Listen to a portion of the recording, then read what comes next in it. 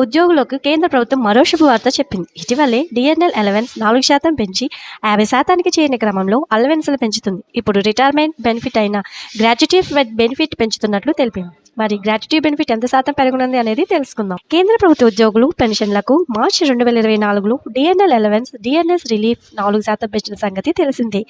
ఈ నిర్ణయం దేశవ్యాప్తంగా ఉన్న లక్షల మంది కేంద్ర ప్రభుత్వ ఉద్యోగులకు మేలు చేసింది.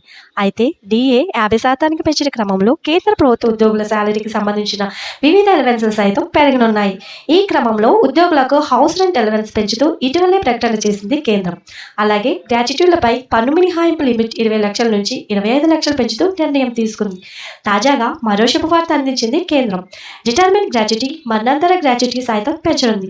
ఈ మేరకు కార్మిక ఉపాధి కల్పన మంత్రిత్వ శాఖ ఏప్రిల్ 30, 2024 రోజున ఆఫీస్ ఆర్డర్ జారీ చేసింది. దీని ప్రకారం సిబ్బంది, ప్రజా ఫిర్యాదులు, పెన్షన్ల మంత్రిత్వ శాఖ ఆధ్వర్యంలోని పెన్షన్ల సంక్షేమ శాఖ 2016 ఆగస్టులో OM నంబర్ 3837120116 PNPWA1లోని పారా 6.2 ప్రకారం జారీ చేసిన ఆదేశాల ప్రకారం రిటైర్మెంట్ గ్రాట్యుటీ, డెత్ గ్రాట్యుటీ అనేది డిఎన్ఎస్ అలవెన్స్ 50%కి చేరినప్పుడు బేసిక్ పేలో 25% పెరగనున్నాయి. 25% పెంపు నేపథ్యంలో ఈ retirement gratuity, death gratuity benefit గరిష్ట పరిమితిని 20 లక్షల నుంచి 25 లక్షలు పెరగనున్నది అని పేర్కొంది. అసలు గ్రాట్యుటీ అంటే ఏంటి?